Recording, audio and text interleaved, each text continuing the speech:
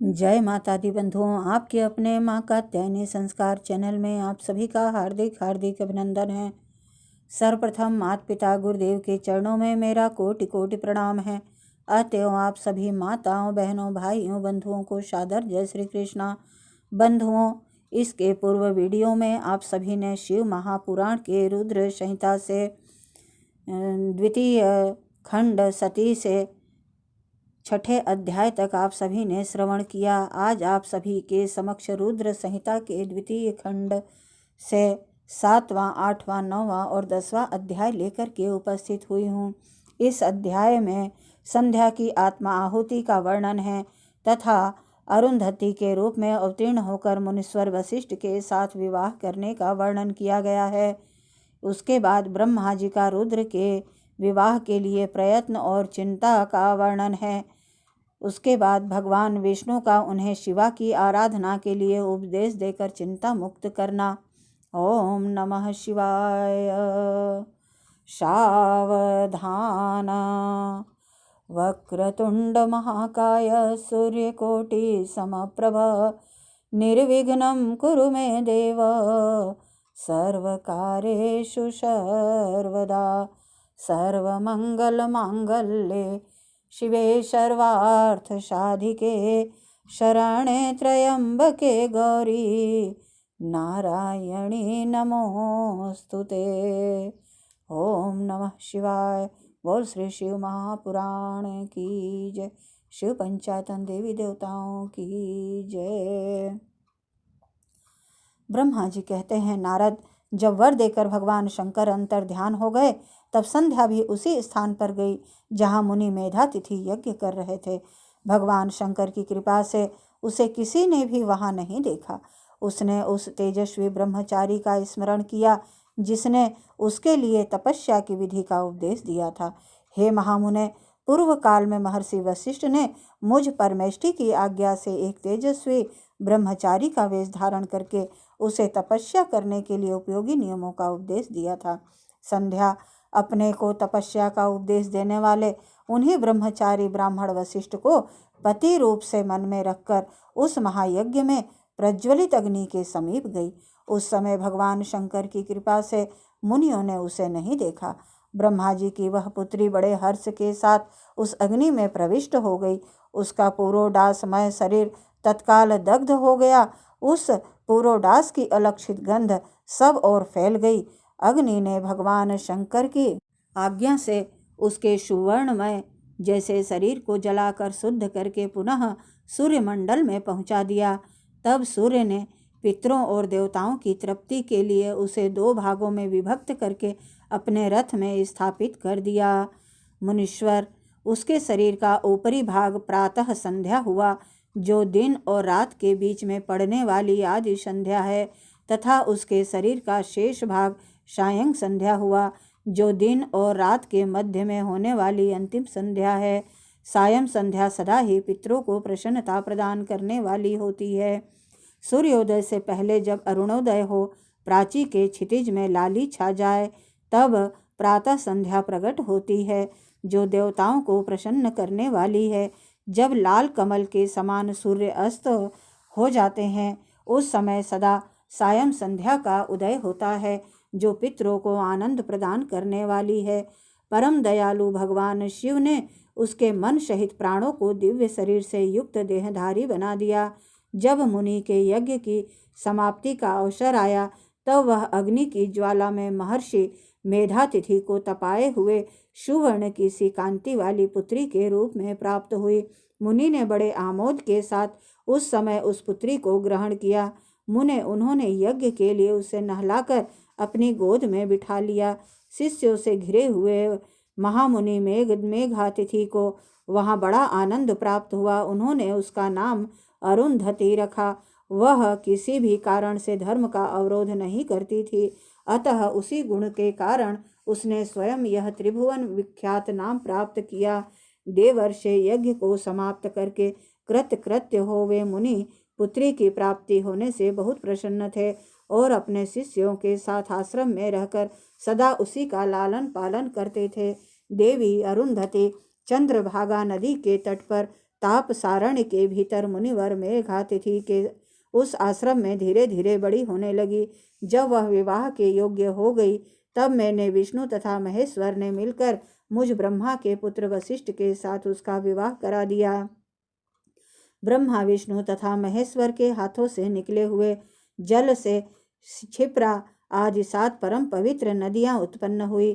मुने मेधातिथि की पुत्री महासाध्वी अरुंधति समस्त पतिव्रताओं में श्रेष्ठ थी।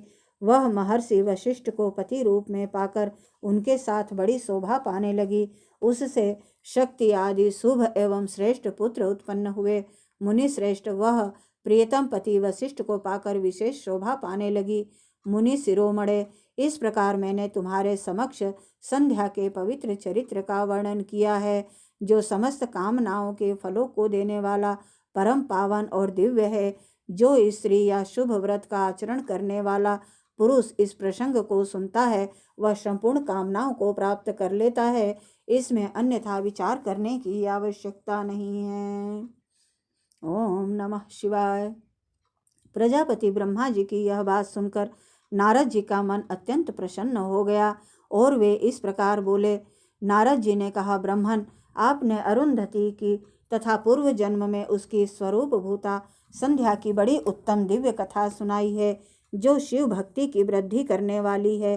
धर्मज्ञ, अब आप भगवान शिव के उस परम पवित्र चरित्र का वर्णन कीजिए, जो दूसरों के पापों का विनाश करने वाला उत्तम एवं मंगलदायक है।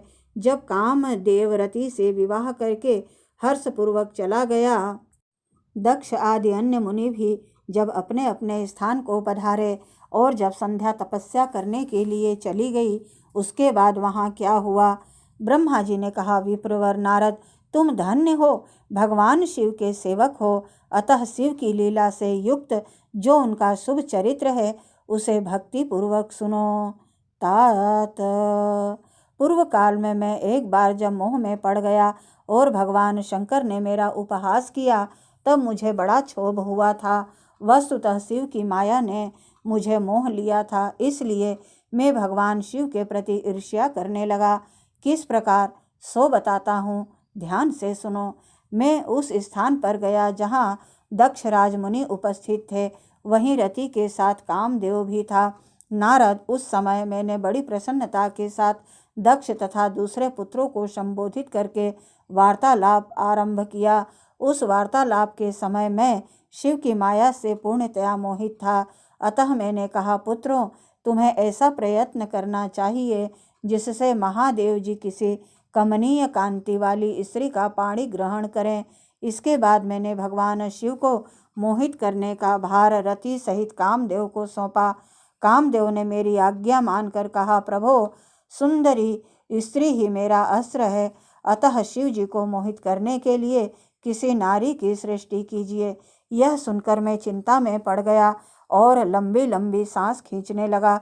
मेरे उस निःश्वास से राशि राशि पुष्पों से विभूषित वसंत का प्रादुर्भाव हुआ।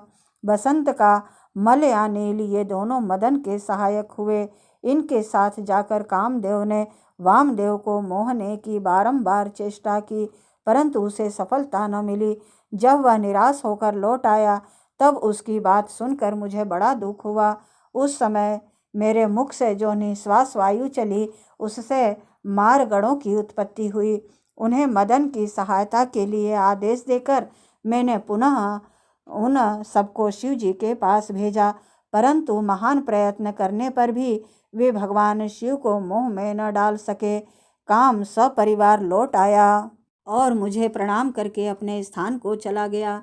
उसके चले जाने पर मैं मन ही मन विचार करने लगा, सोचने लगा कि निर्विकार तथा मन को वश में रखने वाले योगपरायण भगवान शंकर किसी स्त्री को अपनी सहधर्मिणी बनाना कैसे स्वीकार करेंगे। यही सोचते सोचते मैंने भक्ति भाव से उन भगवान श्री हरि का स्मरण किया, जो साक्षात शिव स्वरूप तथा मेरे शरीर के जन्मदाता हैं। मैंने दीन वचनों से युक्त शुभ स्तोत्रों द्वारा उनकी स्तुति की। उस स्तुति को सुनकर भगवान शीघ्र ही मेरे सामने प्रकट हो गए। उनके 4 भुजाएं शोभा पाती थी, नेत्र प्रफुल्ल कमल के समान सुंदर थे उन्होंने हाथों में शंख, चक्र, गदा और पद्म ले रखे थे। उनके श्याम शरीर पर पीतांबर बड़ी शोभा दे रही थी, पीतांबर बड़ी शोभायमान हो रही थी। वे भगवान श्री हरि भक्त प्रिय हैं, अपने भक्त उन्हें बहुत ही प्यारे हैं। सबके उत्तम शरणदाता उन श्री हरि को उस रूप में देखकर मेरे नेत्रों से प्रेमाश्रुओं की धारा बह चली और मैं गदगद कंठ से बारंबार उनकी स्तुति करने लगा। मेरे उस स्तोत्र को सुनकर अपने भक्तों के दुखों को दूर करने वाले भगवान विष्णु बहुत ही प्रसन्न हुए और शरण में आए हुए मुझ ब्रह्मा से इस प्रकार बोले, महाप्राज्ञ विधातः लोक सृष्टा ब्रह्मन, तुम धन्य हो। बताओ तुमने किस लिए आज मेरा स्मरण किया है और किस निमित्त से मेरी यह स्तुति की जा रही है। तुम पर कौन सा महान दुख आ पड़ा है, उसे मेरे सामने इस समय कहो, मैं वह सारा दुख मिटा दूंगा। इस विषय में कोई संदेह या अन्यथा विचार नहीं करना चाहिए। तब ब्रह्मा जी ने सारा प्रसंग सुनाकर कहा, हे केशव, यदि भगवान शिव का किसी तरह पत्नी को ग्रहण कर लें तो मैं सुखी हो जाऊंगा, मेरे अंतःकरण का सारा दुख दूर हो जाएगा। इसीलिए मैं आपकी शरण में आया हूँ। मेरी यह बात सुनकर भगवान मधुसूदन हंस पड़े और मुझ लोक सृष्टा ब्रह्मा का हर्ष बढ़ाते हुए मुझसे शीघ्र ही यूँ बोले, हे विधाता, तुम मेरा वचन सुनो, यह तुम्हारे भ्रम का निवारण करने वाला है। मेरा वचन ही वेद शास्त्र का आदि का वास्तविक सिद्धांत है। शिव ही सबके कर्ता, भर्ता, पालक और हर्ता, संहारक हैं। वे ही परात्पर हैं। पर ब्रह्म परमेश, निर्गुण, नित्य, अनिर्देश्य, निर्विकार, अद्वितीय, अच्युत, अनंत, सबका अंत करने वाले स्वामी और सर्वव्यापी परमात्मा एवं परमेश्वर हैं।